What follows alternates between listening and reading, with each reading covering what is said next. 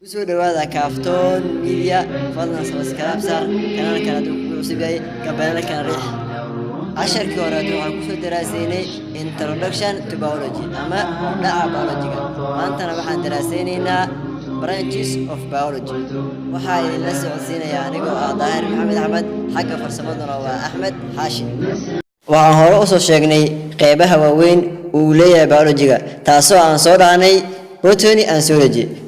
Botany means the study of plants. Waa barashada dhirta. And zoology means the study of animals. Waa barashada xayawaanada.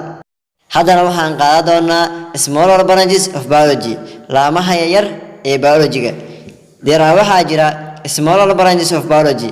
Laamo yaryar oo biology-gu leeyahay. Morphology is the study of form and shape. Waa barashada habka iyo qaabka. Anatomy is the study waa barashada of internal structure qaab dhismeedka gudaha. Cytology is the study waa barashada of cells ee unugyada.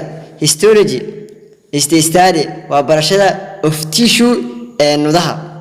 Embryology is the study waa barashada of development ee horumarka ku imaan kara unuga yaraantiisa ilaa uu ka weynaanayo. Physiology is the study waa barashada of functions ee shaqooyinka jirka dhaca.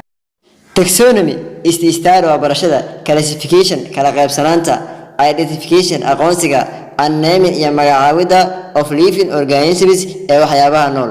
Ecology is the study waa barashada of living things waxyaabaha nool in their surrounding iyo waxyaabaha ku hareeraysan.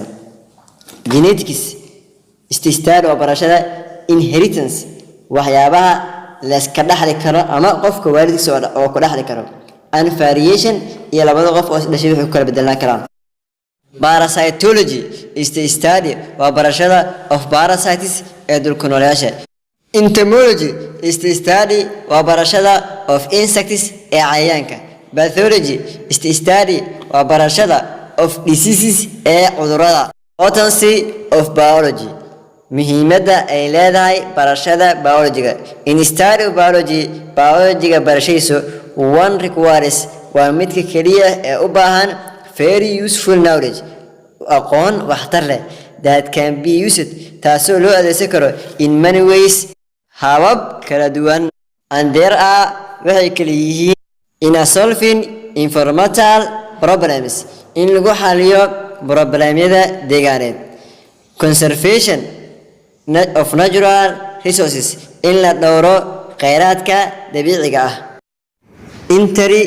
Integraries waa xirfadaha shaqo oo qofku heli karo markuu barto maadada biology markuu barto heli karo sida medicine-ka, agriculture-ka, public health-ga, beeraha iyo caafimaadka iyo medicine-ka iyo to study ourselves better waa inaan baranaa nolosheena wax wanaagsan. Sababta waxaan soo sheegnay biology-gu inuu yahay waxa lagu daraasayo nolosha ibni aadanka.